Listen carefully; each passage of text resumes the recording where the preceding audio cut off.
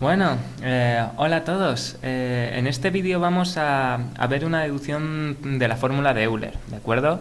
Esa que ya sabemos que dice que el coseno de nuestro ángulo z más i por el seno de z nos da e elevado a la iz, ¿de acuerdo? Esto es lo que queremos demostrar.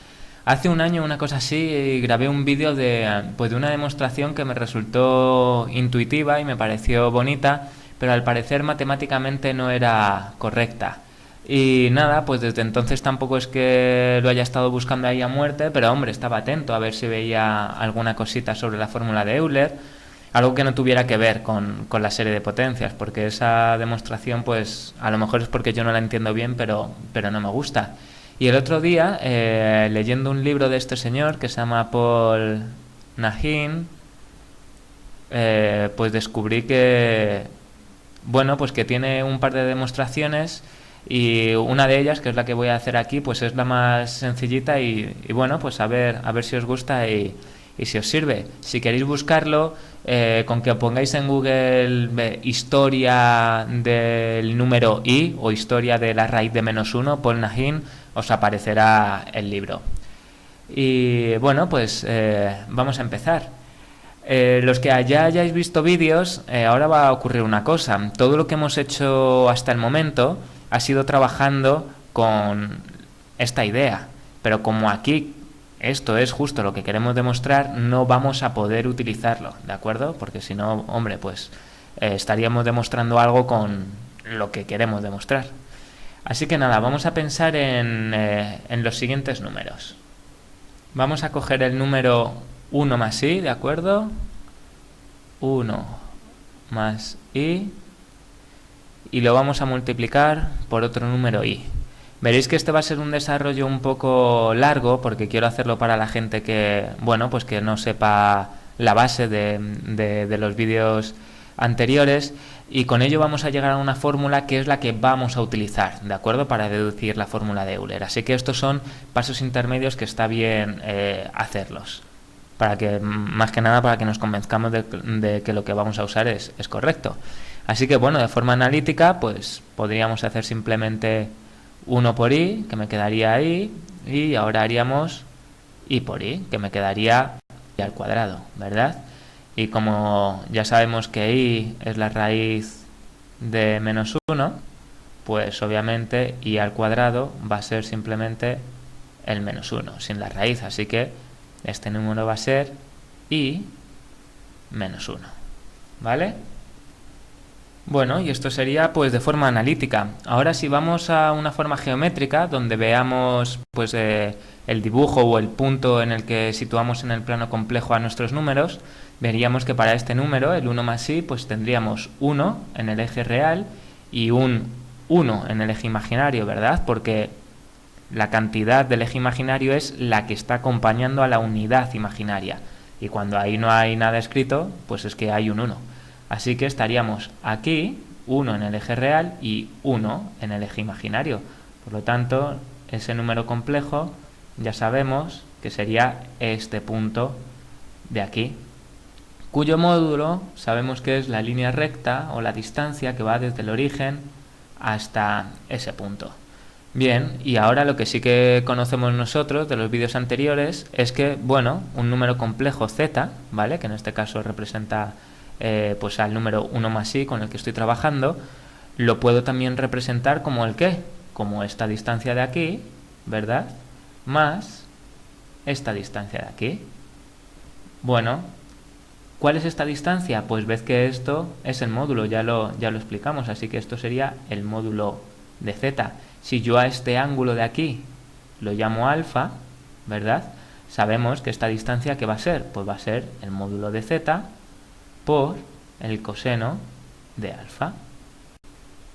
¿Y esta distancia qué va a ser? Pues va a ser el módulo de z, y esta vez estamos trabajando con el cateto opuesto al ángulo, así que esto será por el seno de alfa. Por lo tanto, mi número z es esta distancia más esta distancia. Puedo sacar fuera el factor común módulo de z y me quedaría aquí coseno de alfa más, y ojo, aquí estamos trabajando, fijaros, con nuestra unidad imaginaria. Entonces, si la parte imaginaria es el módulo de z por el seno de alfa y ya he sacado fuera como factor común el módulo de z, si multiplico al seno de alfa por la unidad imaginaria me quedaría i por el seno de alfa. ¿Lo veis? Voy a escribirlo un poco mejor. Bien, y además, si queremos saber alfa, nosotros ya vemos tranquilamente que la tangente de nuestro ángulo z, ahí va a ser el lado opuesto, ¿vale? Que es el imaginario, que en este caso tiene valor 1, así que esto va a ser 1, entre la longitud del cateto contiguo, que es el eje real, ¿vale? La longitud de la proyección de mi número z sobre el eje real, que también es 1. Así que pues nuestro ángulo z es simplemente la tangente a la menos 1 de 1 entre 1, que es 1. Y como veréis, pues esto sale 45 grados, que en radianes lo escribimos como pi cuartos, ¿vale? Y bueno, aquí he utilizado teta, disculpadme, porque estamos trabajando con el ángulo que hemos llamado alfa, ¿de acuerdo? Así que alfa sería pi cuartos. Y ahora vamos a hacer lo mismo con nuestro número i. Este número no tiene parte real, su parte real es 0, así que sobre el eje real nos situaríamos en el origen de coordenadas, 0. Y la parte imaginaria, como no hay nada, eso quiere decir que lleva un 1 ahí delante, ¿verdad? Así que tenemos que este sería nuestro número i. Y su módulo, ¿de acuerdo?, es la distancia desde ese punto hasta el origen. Ahora, si escribimos este número en su forma polar, ¿verdad?, con los ángulos y con de todo, pues nos pasaría igual que antes. Ahora nuestro ángulo, fijaros que sería este de aquí. A ver si lo puedo pintar por aquí.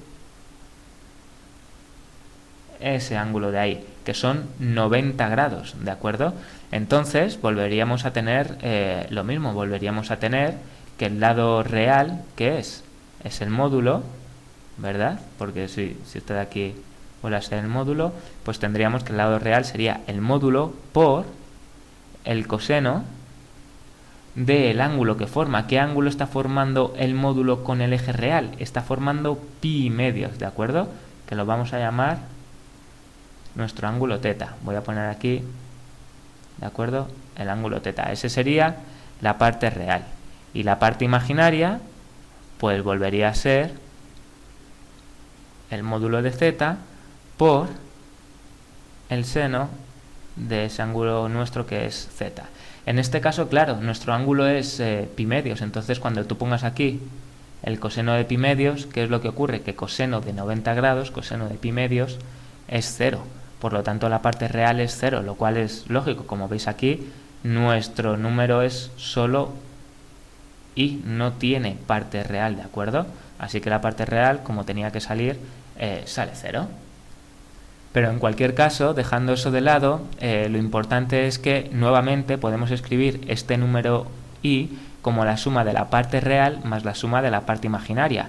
Sacamos factor común otra vez, módulo de z, que en este caso lo voy a pintar en amarillo, así que este z en amarillo no es este z en azul. Este z en azul es 1 más i, el módulo de 1 más i, y el módulo de este número i es el z en amarillo. Saco factor común y me quedaría aquí coseno del ángulo que ahora hemos llamado z más la parte imaginaria, que es seno de z, multiplicado por la unidad imaginaria, ¿de acuerdo? Esto es la definición de el número en su forma polar, que ya está en los vídeos del principio. Voy a borrar esto.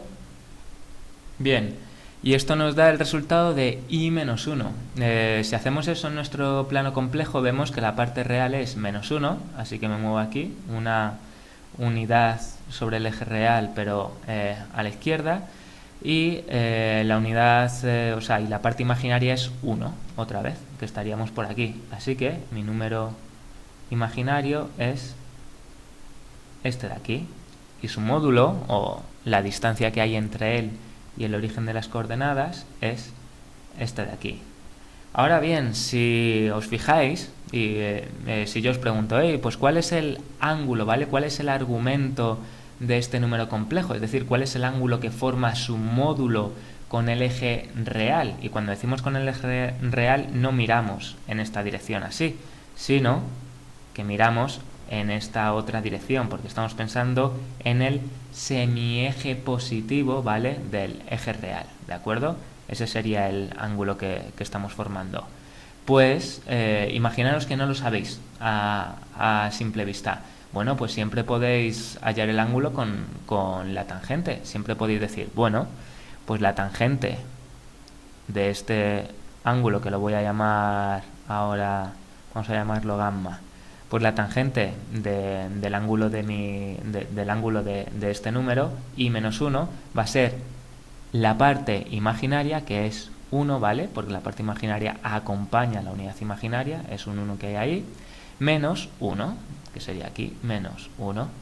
Por lo tanto, gamma, ese ángulo va a ser la tangente a la menos 1 de todo esto de aquí, a la tangente de menos 1 de la cantidad menos 1. Si hacéis esto, pues la calculadora os devuelve menos 45 grados. Porque es como funcionan las calculadoras. Si la calculadora te está dando este ángulo de aquí, ¿de acuerdo? Así es como funcionan las calculadoras. Entonces yo os pregunto, si la calculadora te devuelve esos menos 45 grados, y tú sabes que el ángulo que tengo que tener en cuenta no es solo ese, sino toda esta distancia hasta ahí, ¿vale? Tendría que rellenar todo ese espacio también. Si rellenamos todo eso, es 45, que es esta distancia de aquí, más 90, ¿lo veis? Entonces yo tendría que el ángulo de mi número i menos 1 es 45 más todo eso de ahí, que es 90. Y no sé si os dais cuenta, pero 90 puede escribirse como pi medios, ¿verdad? Pi medios. Y 45 puede escribirse como pi cuartos. Pues no sé si os dais cuenta, a lo mejor voy a hacer esto y voy a cambiarlo de color y os voy a decir 90 se puede escribir como pi medios, y os lo escribo así en amarillo, y 45 se puede escribir como pi cuartos y os lo escribo en azul. Es decir, que el ángulo gamma de mi número, que resulta de la multiplicación de dos números complejos, es un ángulo que resulta ser la suma de ambos ángulos, ¿vale? Del ángulo de este número 1 más i más el ángulo z, que en ese caso era pi medios, ¿lo veis? Porque todo este ángulo que ahora estoy pintando en blanco, ¿vale? Estoy rellenando todo, este es el ángulo gamma, y ese ángulo gamma es 135, porque la calculadora me devuelve 45, que es hasta aquí, hasta ahí van los 45, y luego tengo que sumarle 90 más, que son 90 más 45, 135. Y 135 resulta ser 3 pi cuartos, ¿vale? 3 pi cuartos. ¿Y qué es lo que obtengo yo si sumo pi cuartos más pi medios? Pues 3 pi cuartos, porque este de aquí tendría que multiplicarle por 2, ¿verdad? Y me quedaría en el denominador 4 y arriba 2pi. Así que 2 pi cuartos más pi cuartos me sale 3 pi cuartos. Así que de aquí lo importante es ver que el ángulo de nuestro número, que resulta ser el producto de otros dos números, es un ángulo que viene de la suma, ¿vale?, de los argumentos de los dos números que estamos multiplicando. Entonces, este número de aquí lo puedo volver a escribir como el módulo, ¿vale?, que multiplicaría ¿a qué? Pues al coseno, pero ojo, ahora ¿al coseno de qué? Pues en vez de poner aquí el coseno de mi ángulo gamma, en vez de hacer esto, como yo ya sé que gamma es alfa más z, pues voy a escribir esos números. Voy a poner aquí el coseno de alfa más el número, más el argumento del segundo número complejo, que era el que estaba multiplicando, que es z, más, y ahora la unidad imaginaria multiplicando a la parte imaginaria. Voy a moverlo por aquí Y la parte imaginaria, ¿qué va a ser? Pues va a ser el seno, pero otra vez, en vez de escribir gamma, voy a escribir ese argumento como la suma, ¿vale?, de los argumentos de los otros dos números complejos. Alfa más zeta, ¿de acuerdo? Esto siempre lo podemos hacer. Vale. Hasta ahí, voy a escribirlo aquí. Vale, y esta es la idea central con la que ahora vamos a querer trabajar, ¿de acuerdo? Cuando yo multiplico dos números complejos, obtengo otro número complejo cuyo argumento, ¿vale?, es la suma de los argumentos de los dos números complejos que estoy multiplicando, ¿vale? Como veis, el argumento es la suma de los dos argumentos de los números complejos que he utilizado en la multiplicación. Y ahora lo que hay que pensar es lo siguiente, hay que decir, bueno, ¿y qué es lo que ocurre si trabajo con esta idea, pero en vez de coger cualquier tipo de número, lo que hago es coger números dentro del círculo, ¿vale?, unidad? A ver, que lo ponga un poco mejor. Vale, o sea, hago lo mismo, ¿de acuerdo? Pero ahora el radio de este círculo va a valer 1, por lo que yo cuando trabajo con números complejos, ese módulo, ¿cuánto va a valer? 1, porque este módulo es también el radio del círculo. Y cuando coja este otro número complejo, ¿cuánto va a ser el módulo de este número? Pues otra vez 1. Y cuando lo multiplique, pues obtendré aquí otro número, pero el módulo va a ser 1, ¿de acuerdo? Es decir, vamos a adoptar esta idea que acabamos de ver, pero pensando que trabajamos dentro del círculo unidad y los módulos resultan ser, de todos los números, siempre 1. Simplemente pues porque así sale todo mucho más fácil, ¿de acuerdo? Vale, pues si hacemos eso, entonces es como que podemos quitar los módulos, porque multiplicar por 1 pues obviamente no nos cambia nada el resultado.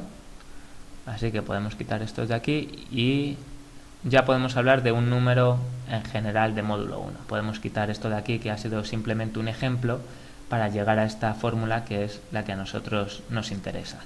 ¿Vale? Como veis, pues esta multiplicación, coseno de alfa más seno de alfa, por otro número complejo que tiene otro argumento, nos va a dar este resultado. Y entonces pues nos queda esta fórmula de aquí, que es la que utiliza Paul Najim para empezar a explicar la deducción de la fórmula de Euler, ¿vale? Él ya escribe esto, que es lo que nosotros hemos explicado, pero él sin más lo pone aquí y empieza con ello.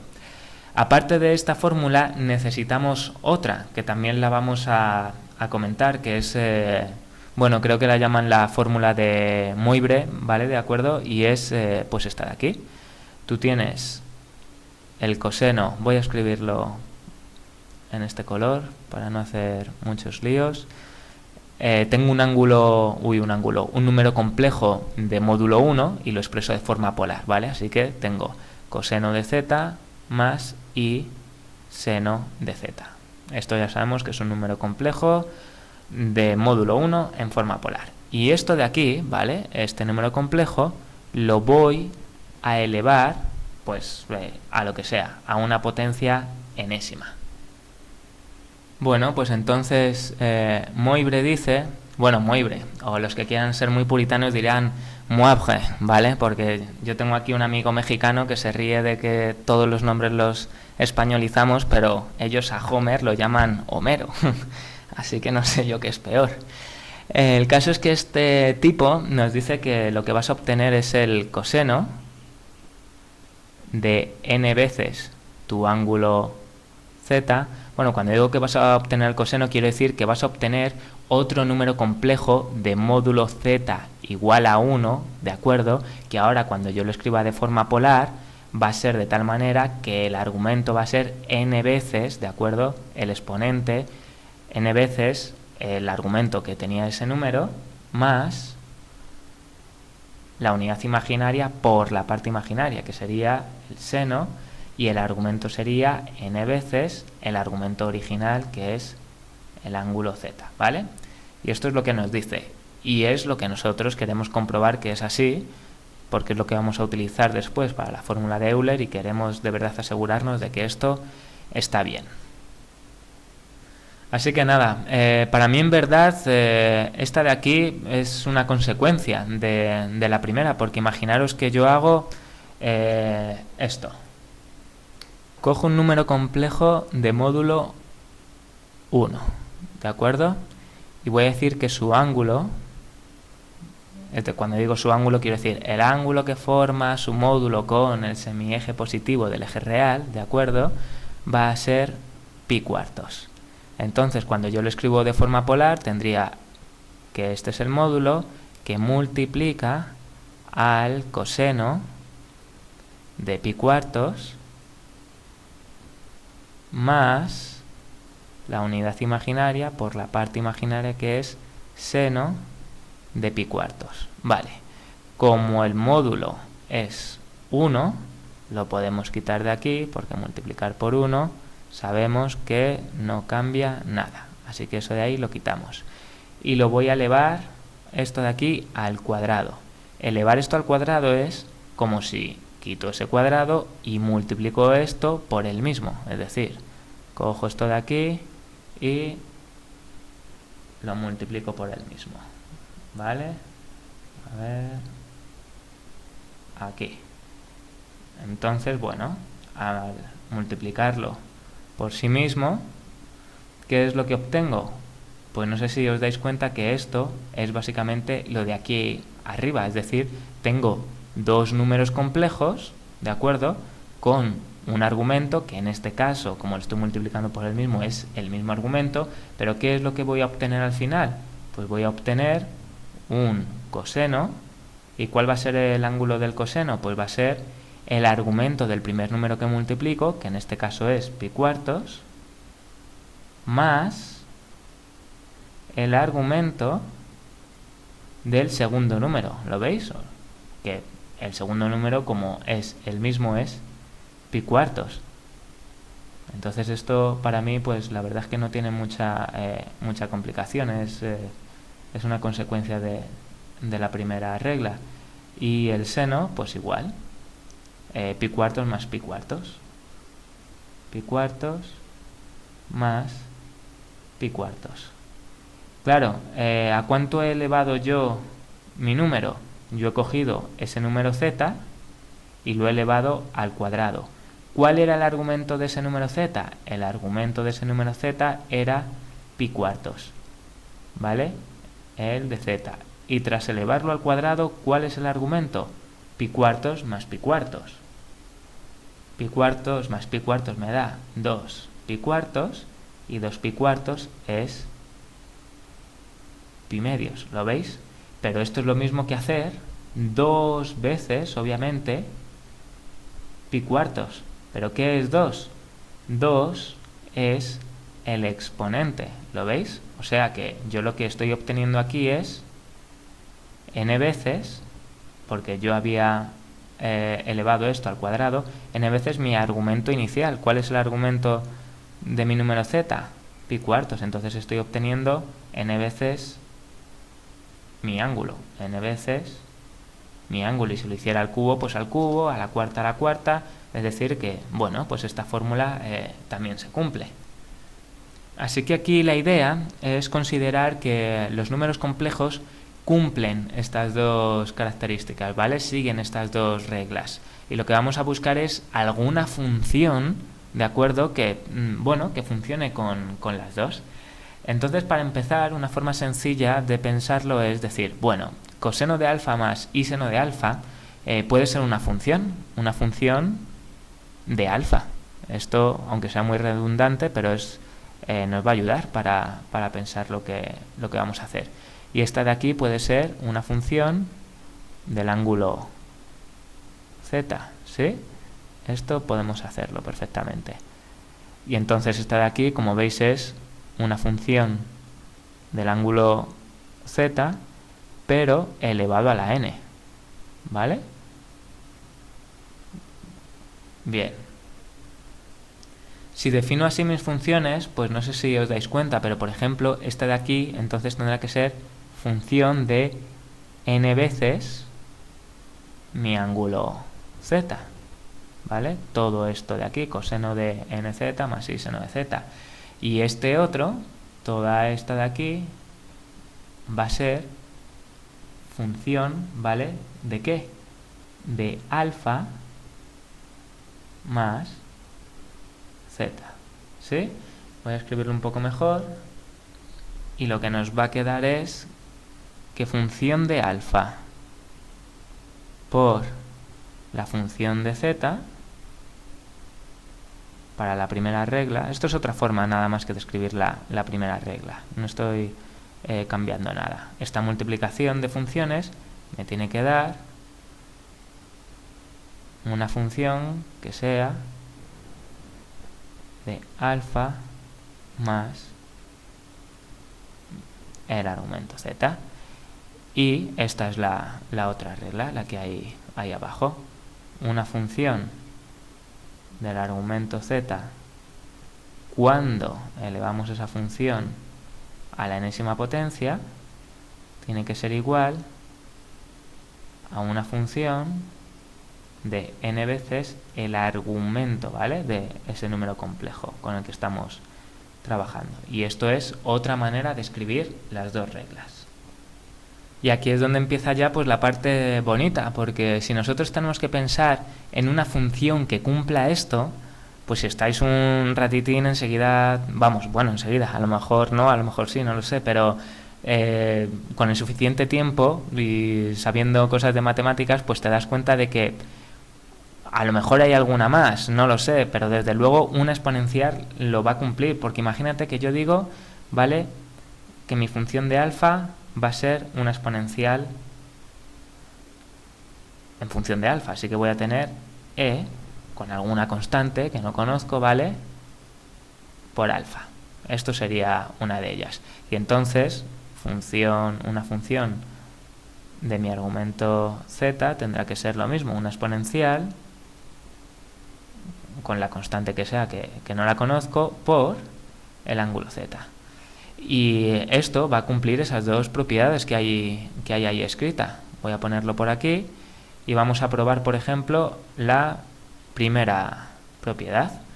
Pues si vamos con la primera, fijaros que me están diciendo que f de alfa, ¿de acuerdo?, por f de teta tiene que ser f de alfa más teta. Es decir, si yo multiplico f de alfa, que es e elevado a la k por alfa, si yo multiplico esta de aquí por f de teta, que es e elevado a k por teta o z, esto me tiene que dar igual a una función que va a ser otra vez aquí la exponencial de alfa más mi ángulo z.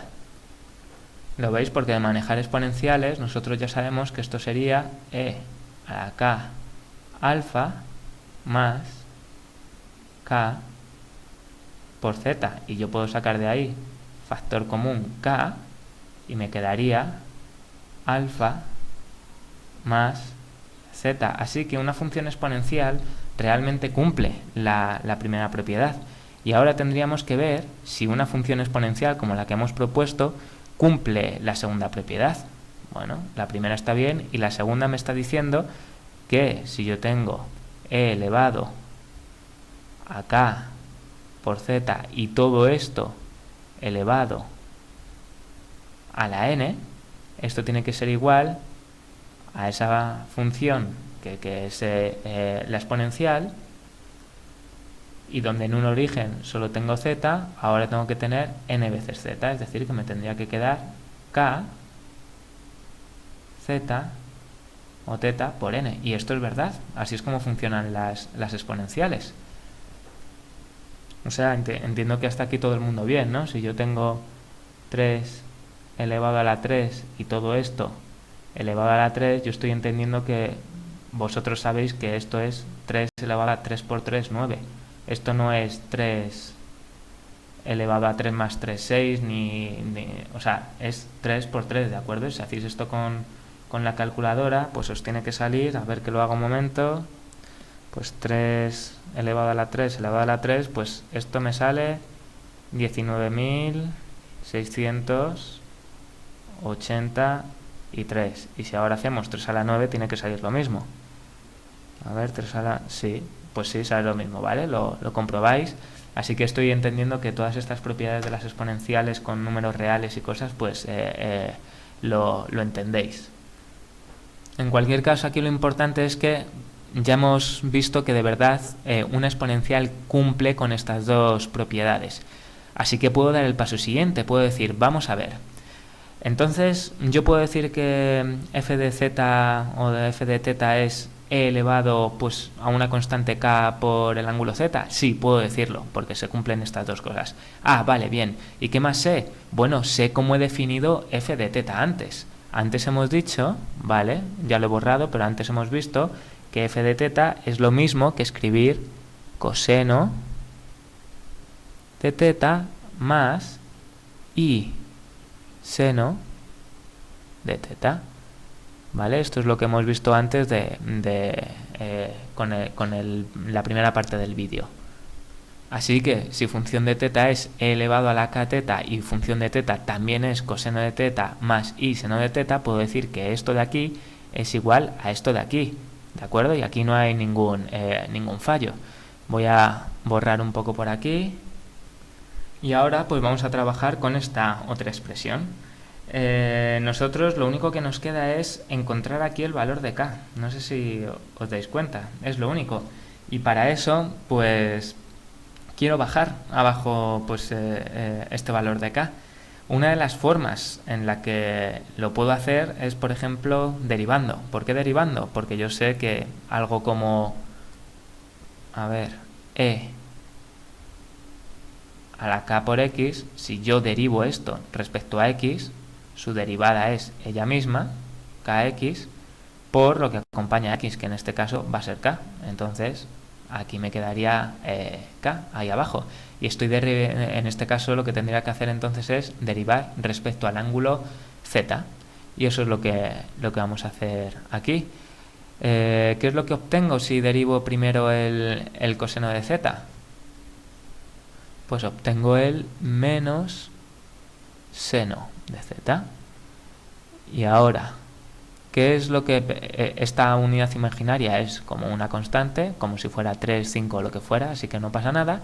Y ahora derivo seno de z. ¿Cuál es la derivada del seno de z? Pues coseno de z. Y al derivar respecto a z en este otro lado, pues me queda e elevado a k por el ángulo z, es decir, la misma función por lo que acompaña a z, que es k. Vale, y ahora pues viene pues un punto también inteligente. Lo que tú puedes hacer, ¿vale? De aquí es sacar factor común i. ¿Cómo es que saco factor común i? Si alguien dice, vamos a ver, aquí el seno de z no lleva i. Bueno, sí que lo lleva, porque el menos es como si tengo i al cuadrado. ¿Lo veis? El menos es como si tengo i por i. Así que yo de este menos puedo sacar una i como factor común y me quedaría otra i. Es decir, que yo lo que obtendría aquí sería i por i seno de z más, esta i ha salido como factor común, coseno de z. ¿Lo veis? Ahora si yo multiplico i por i me queda menos 1, menos seno de z, que es lo que me tiene que quedar. Y si multiplico i por coseno de z, obtengo i coseno de z, que es lo que me tiene que quedar. Y esto me queda aquí, k por e elevado a la k por z. Y esta es la demostración que aparece en el libro de Paul Nagin, porque ahora mismo ya está hecho. No sé si os dais cuenta, pero nosotros habíamos dicho el qué. Que mi función de z era e elevado a la kz, podía ser esa. Y mi función de z también la definí como coseno de z más i seno de z. Es decir, que este e elevado a la kz es este de aquí, y este elevado a la kz es coseno de z y seno de z, ¿vale? Este de aquí es coseno de z más i seno de z. Es decir, este de aquí es esto de aquí. Y en este otro lado ya tenemos i seno de z por coseno de z. O sea que si esto y esto es igual, para que yo tenga de verdad una igualdad, y tiene que ser igual a mi constante k, o sea que k es igual a i. Y ahora, si yo he dicho que e elevado a k por z puede ser coseno de z más i seno de z, lo que obtengo es que coseno de z más i seno de z es e elevado a k por z, donde esta k es i, ¿de acuerdo? Así que en esta fórmula de aquí puedo quitar la k y puedo poner perfectamente una i. Y entonces lo que nos ha quedado aquí de coseno de z más i seno de z igual a e elevado a iz es la fórmula de Euler. Así que nada, ya como resumen, pues vamos a ver lo que hemos hecho. Demostramos estas dos propiedades, ¿de acuerdo? La primera y la segunda. Vimos un ejemplo y nos convencimos de que funcionaban. Y luego las reescribimos como pues funciones. Coseno de alfa más i seno de alfa podía ser función de alfa, esta de aquí podía ser función de el argumento z, y pues se tenía que dar que entonces tenía que obtener una función cuyo argumento fuese a su vez la suma de los argumentos de los números complejos que actuaban en la multiplicación. Y con esto pues vimos lo mismo con la exponencial. Cuando comprendimos que teníamos que entonces trabajar con números complejos que de alguna forma cumplieran las dos cosas, nos preguntamos por qué función cumple las dos cosas y llegamos a la conclusión que una exponencial lo hace. Entonces, claro, si una exponencial lo hacía, cuando yo definía mi función del ángulo z de esta manera, también podía definir la función del ángulo z con esta otra exponencial. Entonces, claro, si las dos cosas son iguales, pues bueno, voy a poder igualar el coseno de z más i seno de z a esta otra exponencial. Para sacarla acá, pues tengo que derivar, y si las funciones son iguales, pues las derivadas también van a ser iguales, ¿verdad? Si derivo mi función de z pensando en coseno de z más i seno de z, obtengo esto de aquí con menos seno de z, tal, tal, tal. Y la función pensando en ella como una exponencial, pues la derivada es ella misma multiplicada por la constante k. Luego vimos cómo este menos podía salir como factor común i, porque i por i es i al cuadrado, que es menos 1. Entonces me quedaría menos seno de θ más coseno del argumento θ. Y esto igual pues k elevado a la kθ. Luego nos dimos cuenta de que si volvíamos atrás, si volvíamos aquí, habíamos visto que podíamos considerar nuestra función coseno de z y seno de z igual a e elevado a la kz. Es decir, que todo esto de aquí yo podía decir que esta parte es igual a esta. Pero claro, si esta parte es igual a esta, ¿verdad? Si tengo esto de aquí, entonces no queda otra que la unidad imaginaria tiene que ser igual a k, es decir, i es igual a k. Y por lo tanto, si mi función de z es coseno de z más i seno de z, y también la puedo escribir como e elevado a esa kz, y ahora sé que esa k es la unidad imaginaria i, quiere decir que coseno de z más i seno de z puede expresarse como e elevado a la unidad imaginaria por el argumento z. Y esta fue pues la fórmula de Euler. Y nada, así es como la explica Paul Najin, y espero que os haya servido. En principio considero que está bien, pues porque, hombre, no creo que ese señor escriba cosas mal, pero no lo sé. En principio, ya os digo, esta aparentemente es una manera de explicarlo matemáticamente correcta.